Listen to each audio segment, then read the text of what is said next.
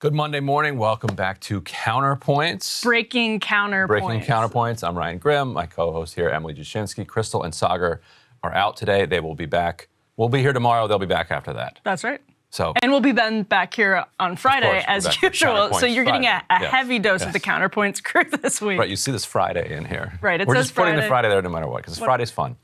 Yeah, we'll bring the Friday mentality to Monday and Tuesday, and then Crystal and Sagar can bring the Breaking Points mentality and just reassure everybody with their calming presence. There you go. Nothing to it. Well, it's a tough show today, particularly if you're in the Belgorod province of Russia, if you're in Kyiv in Ukraine. The war has taken an uglier and uglier turn. So we have footage of these suicide drone strikes that may have been Iranian provided. We don't know. We'll learn more about this. But this is footage from Kyiv that is getting just battered by these drone strikes, which are, and when we say suicide drone strikes, it obviously doesn't mean there's a pilot in there. What it means is that the drone itself becomes the missile. So what's interesting, you can see the video here. According to Ukraine, 3 deaths so far just this morning. These drones have a range of about 1,250 miles. That's according to Insider. Think about that. What that means for Russia with these drones is they're able to bring them to Kyiv, right, from pretty far away, which is a huge advantage. Then again, they are fairly easy to be shot down, from what I understand. And with a range, if it's a suicide drone, it doesn't need to get back. Right. Like, that's the end of its mission. Exactly. And this could be bringing open like an entire new chapter of contemporary warfare, because 1,200 kilometers, or 1,200 miles even, most cities in the world could be hit by something like this. Yes. That you like you said, you can try to shoot them out of the sky if you see them coming. But seeing them coming is the challenge, and if you send enough, like some are going to get through, you could see these hitting anywhere, basically inside of Russia. You could see them hitting anywhere inside of Ukraine, Europe, anywhere.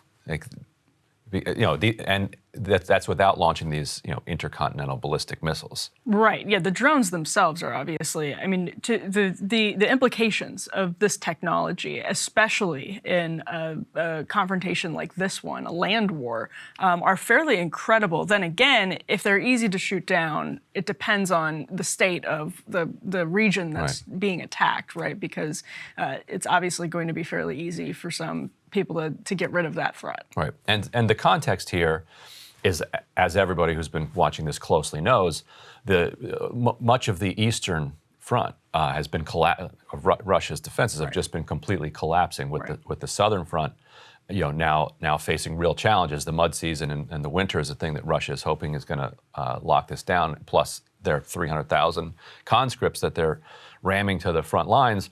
The additional context is the bridge in Crimea being struck and being put briefly out of still out of commission as far as it seems, and which then was followed by a massive kind of Putin retaliation on Ukrainian civilian infrastructure, hitting power plants, hitting civilian centers, killing dozens of people across Ukraine.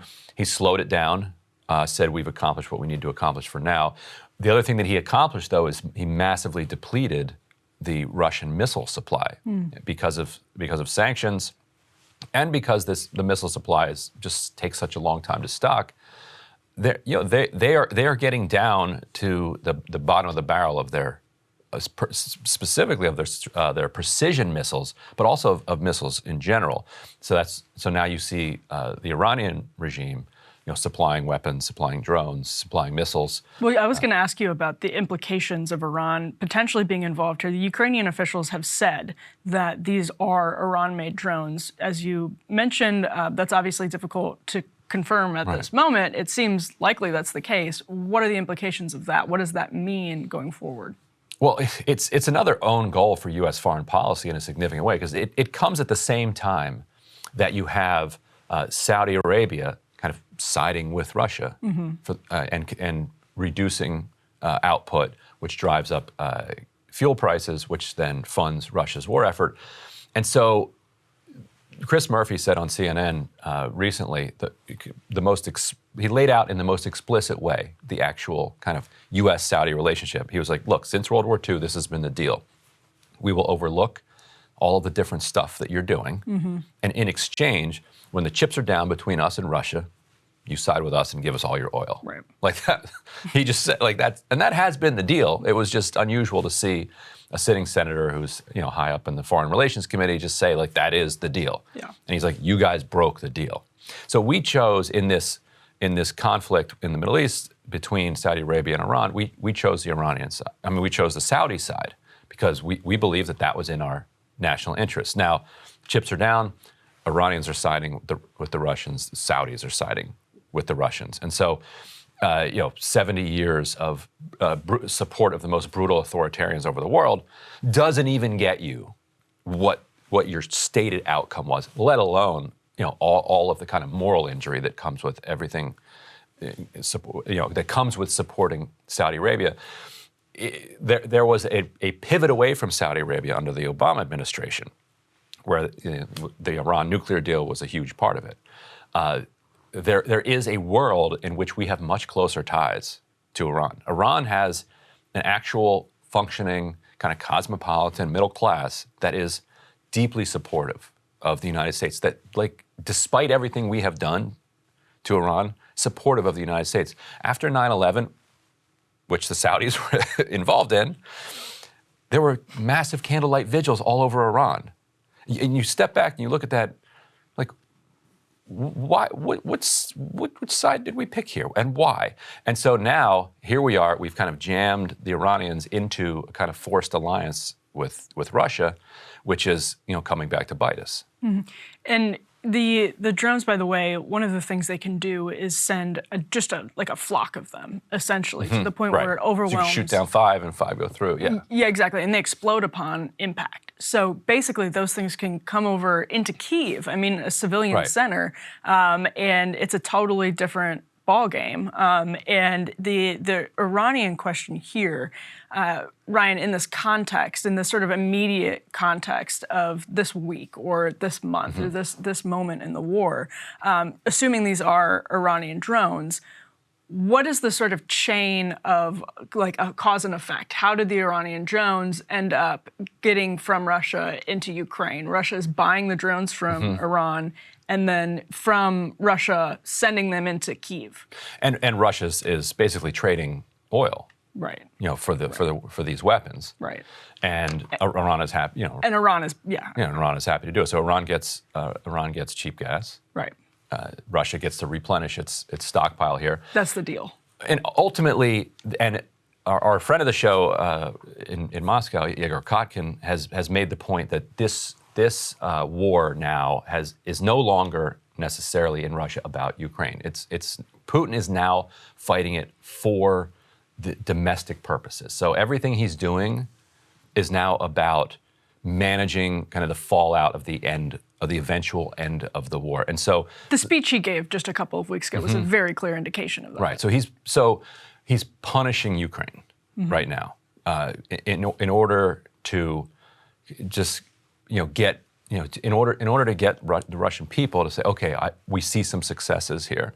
You had a lot of the hardliners pleased with his week of bombing of civilian infrastructure, but then angry when he stopped and saying, well, what's the point? If you're not going to absolutely flatten them and send them back to the 9th century, then what are you doing here?